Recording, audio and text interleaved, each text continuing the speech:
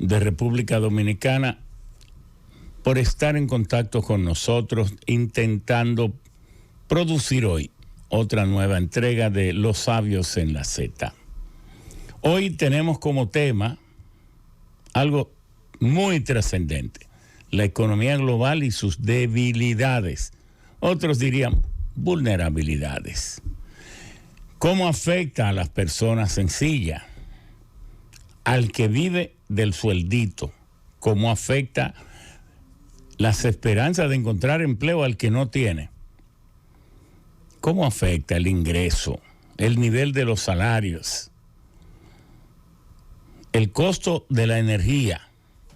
El tema de la energía que es transversal y que ahora presenta características que ustedes las verán más adelante, muy complejas, porque antes, por ejemplo, el precio del gas natural era el mismo en todos los hubs, en todos las lonjas, en todos los mercados de cotizaciones y venta. Bueno, ahora usted tiene el TTP en Europa, que es 4 veces el nivel del Henry Hub en Luisiana, y ahora tenemos una situación extraordinariamente difícil.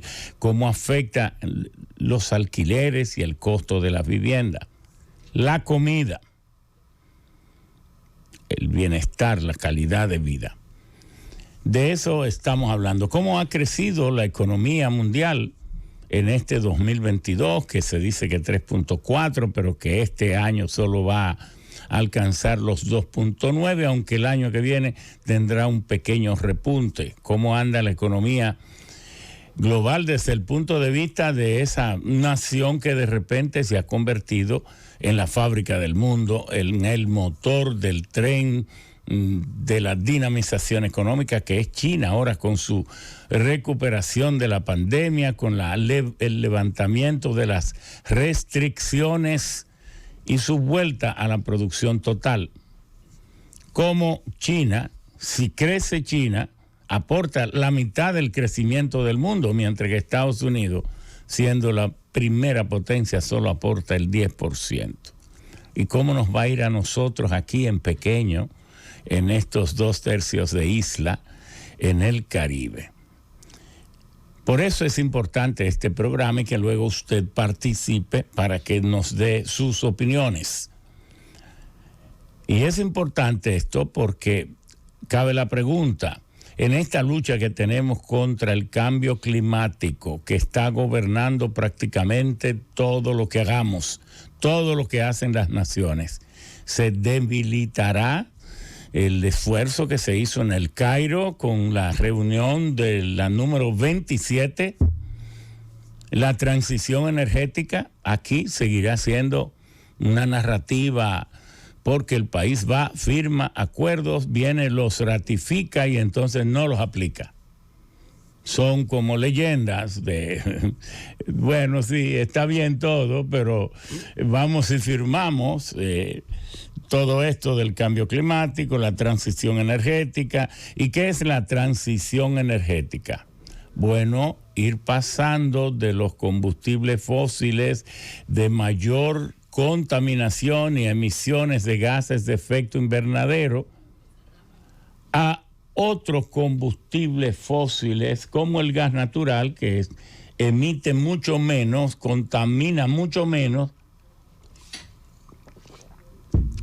como un viaje hacia los combustibles amigables al medio ambiente, los que son renovables, limpios, inagotables, y que, porque en esto de la energía ustedes nos van a permitir que como introducción hagamos algunas consideraciones. Saben ustedes que si ponemos a punto las tecnologías marinas solo de los océanos, podemos obtener el nivel, la cantidad de electricidad que necesitamos. Y usted dice, pero ¿y al mar cómo se le saca tanta electricidad? Claro que sí, porque hay cosas que no son obvias, otras son aparentemente obvias. Les voy a decir una. la undimotriz, que es la energía, la generación de electricidad a partir de las energías de las olas marinas. Por eso se le llama undimotriz. Hay unos artificios que sacan provecho, ponen unos ejes a girar con el batir de las olas. Y a eso se le llama, esos ejes que giran van conectados a un dínamo y generan electricidad. Pero está el otro, entonces, maremotriz, el que puede producir electricidad a partir de las alzas y bajas de la marea. Ese es el maremotriz. Pero hay otro que se llama mare térmico motriz o OTEC, o del gradiente térmico oceánico. ¿Qué es eso? Bueno, ustedes saben que en la superficie de los mares o de los océanos, sobre todo en los trópicos, hay temperaturas usualmente nuestras aguas tienen 22 grados centígrados. Pero si instalamos unas grandes barcazas y en esa barcaza instalamos tanques que pintamos con unas pinturas epoxi, puede capturar y llegar hasta 100 grados centígrados. Pero si esos tanques los llenamos de propano, imagínese usted la presión enorme que va a acumular esos tanques llenos de propano. Les instalamos entonces unas turbinas que las hacen girar y esas turbinas hacen girar los dínamos o alternadores y ahí producimos electricidad con ese propano que acumula alta presión. Ese propano, una vez pasa por las turbinas, no se va a soltar al aire, no. Entonces se aprovechan las frialdades o las bajas temperaturas de 1000 metros en el fondo del mar, 1500 metros, 2000 metros, donde la temperatura es 6 grados. Y eso nos ayuda a licuar otra vez el propano. Lo licuamos y entonces lo tenemos en un círculo cerrado, capturando calor en la superficie de las aguas y entonces recondensándose en las profundidades del mar. Y por eso se le llaman la energía del gradiente térmico oceánico. Una diferencia. Eso sí, la diferencia de temperatura entre la superficie y las aguas, las profundidades, debe ser de no menos de 15 grados. Y ahí usted tiene montado, bueno, eso usted lo puede ver en Aruba ya, en varios lugares, en California, que ya hay plantas de esas generando electricidad. Y si no, ¿cómo se consume? La gente no sabe que el 60% de la electricidad que se consume, el 60% de la electricidad que se consume en las sociedades es en los acondicionadores de aire. En este país, si apagáramos los acondicionadores de aire, en un caso casi ilusorio, no habría crisis eléctrica por 20 años, porque con la capacidad instalada que tenemos, el 60% de toda la electricidad es para... Recuerdo que hace unos años el presidente Danilo Medina, que yo fui profesor de él en la UAS, me vio y me dijo, profesor, ayúdame con este déficit del sistema eléctrico. Tengo que buscar 1.400 millones. Y él iba caminando. Entonces, bueno, presidente, apague los aire acondicionados. Entonces me dijo, se devolvió. ¿Cómo? ¿Y por qué? Porque consumen el 60 o el 65%. De una oficina pública, ¿dónde está el consumo? En los aires, en un hotel, en los aires, en un restaurante. Todo es así. Entonces, ese sistema del gradiente térmico se está utilizando mucho ya en Aruba, en vez de producir electricidad, entonces producir agua fría, y con esas aguas frías se enfrían todos los hoteles y hay unas tuberías aisladas enterradas, soterradas, que van a los diferentes lugares para acondicionar el aire en vez de utilizar electricidad. Aquí ya se hizo un estudio, lo hizo Eduardo Sagredo, lo hizo para la UTESA en Puerto Plata, y excelente estudio. Creo que fue financiado por la USAID,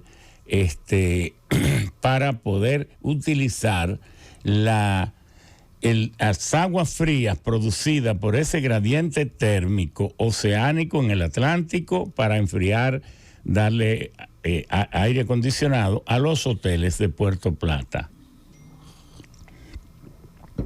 Y ya saben, bueno, pero ya vamos por solo 3 formas de energía marina, que lo hacemos para que ustedes se den cuenta que estamos en crisis, pero que esta crisis va a ir teniendo soluciones en la medida que vayamos avanzando en el desarrollo tecnológico. Esto tiene solución, claro que sí.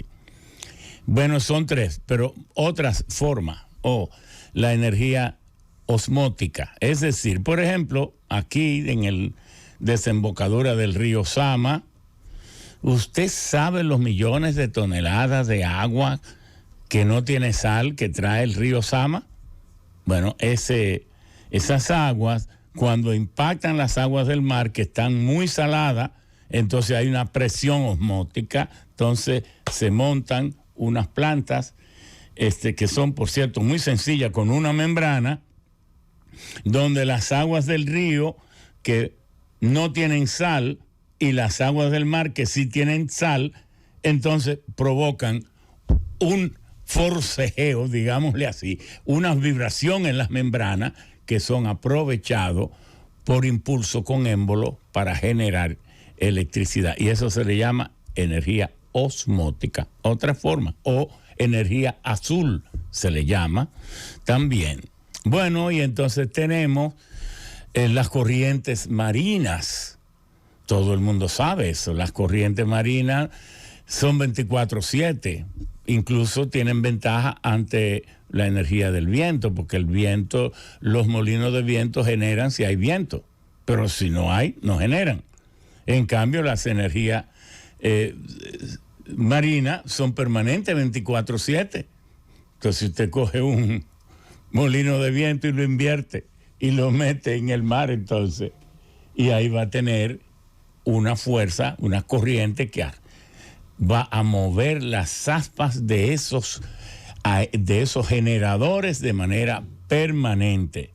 Y esto sí que ya está, pero también está los mismos molinos de viento que en vez de colocarlo en tierra, donde hay que competir por el costo de la tierra, el espacio, los ruidos, el afeamiento del panorama, de toda esa cosa, esos molinos de viento, ponerlos en el mar, donde dependiendo de las profundidades de las aguas, porque son muy fáciles de anclar cuando los mares no son muy profundos, pero luego hay que ponerle un sistema de aditamento, boyas y anclaje para que puedan. También esas son energías. Y entonces está también las energías fotovoltaicas, pero en el mar. En vez de usted necesitar millones de metros cuadrados para colocar paneles en tierra, que son carísimos, los ubica entonces en el mar, donde no hay que comprarlo, y entonces trae las aguas, la energía. Todas estas tecnologías están en unos países donde está muy avanzada la de las energías eólicas marinas, en los mares del norte, que no son muy profundos, y allí es donde se ha avanzado mucho. Pero ya están siendo colocados aún en mares de profundidades. Esto tiene. Y entonces, ¿dónde las corrientes marinas tienen más importancia? Aquí en estos lugares de nosotros. Porque ustedes saben que cada continente está en un hemisferio del planeta. Asia está en el hemisferio norte, Europa está al lado en el hemisferio norte, África está casi todo en el hemisferio sur, Oceanía también, pero América es el único continente que tiene la comparonería, la ventaja, la especialidad de dividir al planeta en dos. Va desde el polo norte al polo sur. Nosotros somos una unicidad, algo tan extraordinario que casi ni nos damos cuenta. Nosotros dividimos el planeta en dos y eso hace que cuando, por el giro de la Tierra, las aguas del Atlántico quieren unirse a la del Pacífico, son bloqueadas y entonces, ¿qué ocurre? Que las aguas retornan generando corrientes marinas y la más grande se genera en el Golfo de México. Bueno, entonces ahí esas aguas, esas corrientes marinas pasan aquí al lado de nosotros.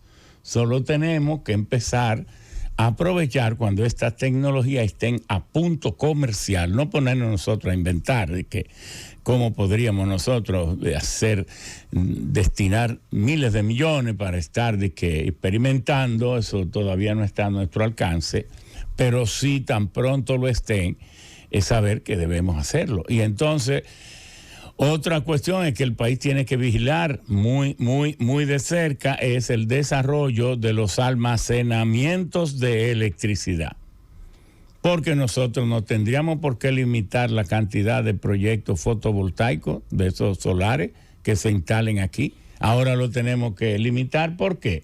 Porque si se instalan demasiado, ustedes saben que no son gestionables, porque el sol no sale de noche.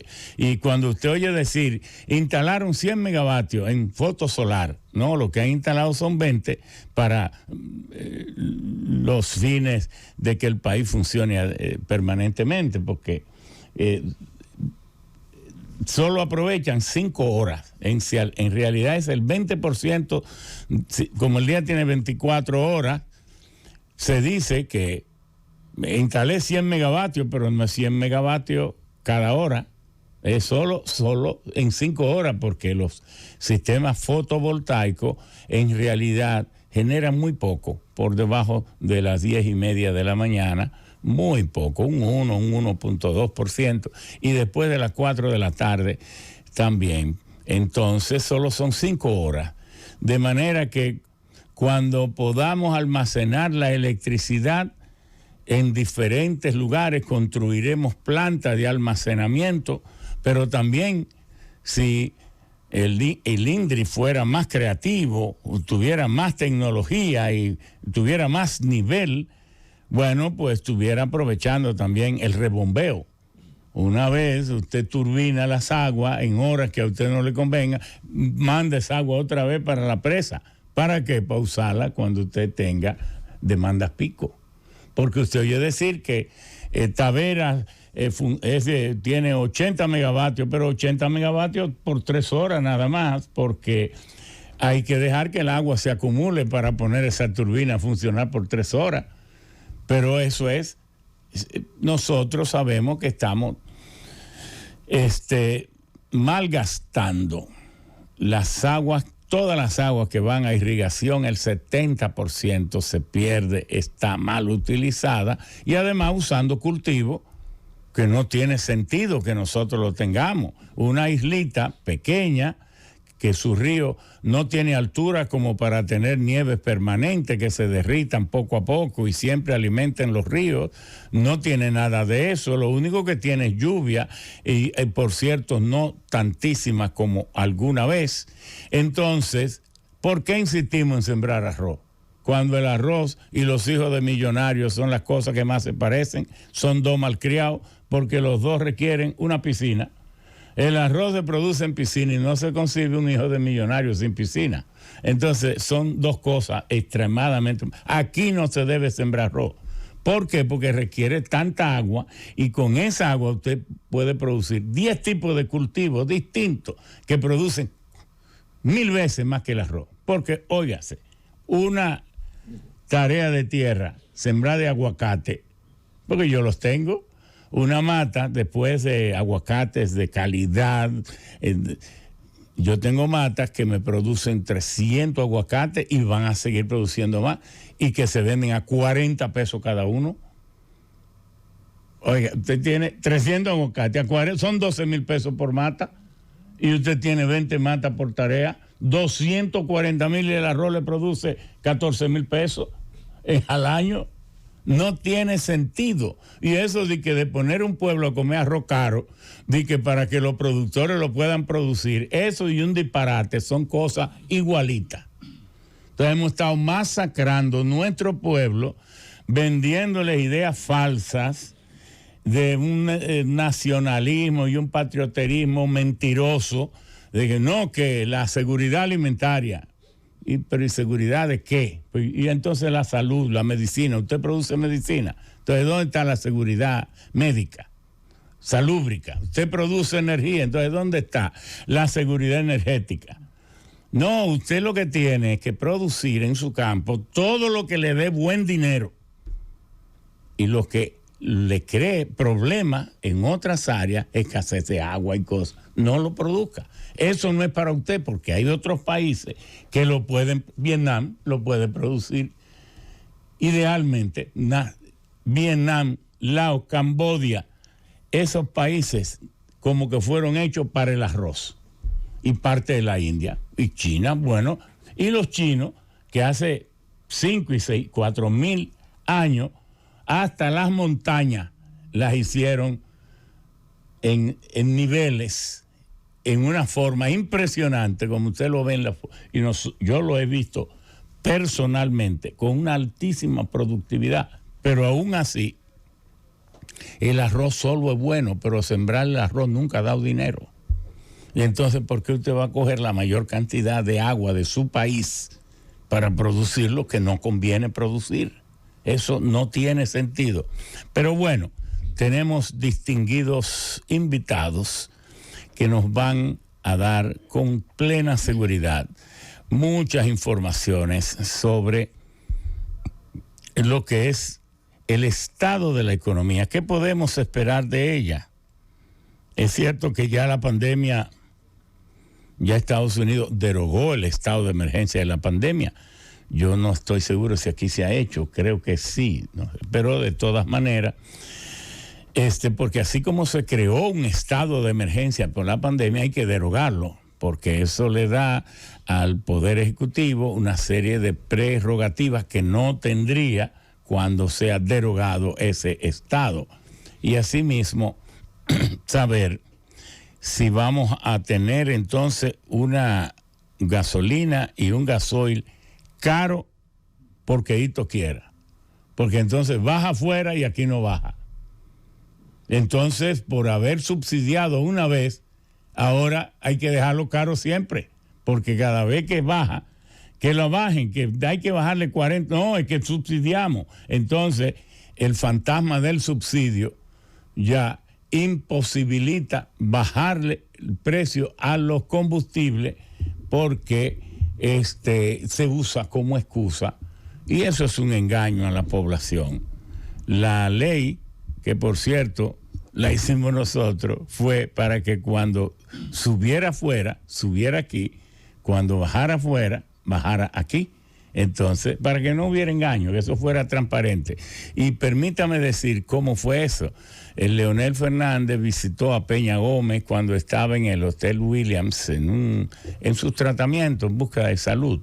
Entonces, varios senadores nos habíamos ido para estar con Peña. Entonces, el presidente Leonel Fernández fue a visitar a Peña y le dijo, mire, ahora mismo tenemos en el país la inquietud de que subieron el precio del petróleo y hay amenaza de huelga, que por cierto, doctor Peña Gómez, ¿por qué usted y yo no hacemos, ustedes que tienen buena presencia en el Congreso, nosotros no tanto, y se hace una ley para que cuando suba fuera, suba allá, y cuando baje, baje? Tal vez el ingeniero Albuquerque puede, entonces el doctor Peña Gómez nos pidió que hiciéramos una ley así. Entonces la hicimos ese mismo día, la ley básica, y como él se iba a las 9 de la noche, se la llevamos. luego la sometió el presidente Leonel, pero muchos miembros del bloque del PRD y los aliados no se sentían en actitud de hacer esa colaboración con el presidente Leonel, porque decían que le había ganado a Peña en una alianza casi incestuosa y con uso de los recursos del Estado, y que cómo ellos iban a facilitarle nada. Y entonces la ley se quedó engavetada, y cuando vino al poder el presidente Hipólito Mejía, entonces yo fui y le dije, mire, esta ley es necesaria, no se aprobó por esto y esto. Él me dijo, ay sí, dámela para reintroducirla. Entonces se la llevamos y él la reintrodujo, y así se aprobó esa ley. Pero esa ley es para que cuando bajen los derivados del petróleo a nivel básicamente para eso. Se le agregaron otras cosas, pero es básicamente para eso. De manera que vamos a la pausa, y al retorno, entonces, el doctor Loy Malcún, el doctor también Iván Rodríguez, ambos nuestros grandes amigos, y la doctora presidenta del Colegio de Economistas, Ibelice Sorosi, Soro, un apellido que debe ser francés, algo así de origen, o árabe. Bueno, mejor todavía, porque la cultura árabe, bueno, ahí sí hay sabiduría, en esas sabidurías milenarias. Solo con el invento del cero, ya yo creo que los árabes nos dieron una muestra de sabiduría. Vamos a la pausa, y al retorno entraremos en el análisis con este importantísimo tema que tanto le gusta a Bienvenido Rodríguez. Anoche cuando me llamó yo le dije, tenemos hoy al Colegio de Economistas, al pasado presidente del Colegio de Economistas, que queremos que tenga una mayor exposición en el país, porque en todos los países los colegios de economistas tienen una mayor exposición que las que tiene aquí, y el doctor Iván Rodríguez, y entonces nos dijo, ¿cómo? ¿Y cuál es el tema? Digo, no, la economía global y las debilidades o vulnerabilidades, y tenemos la seguridad de que junto con nuestros amigos que nos van a llamar, como siempre hacen, haremos un gran programa para entender mejor estos complejos vericuetos de la economía mundial. Vámonos a la pausa, Remigio.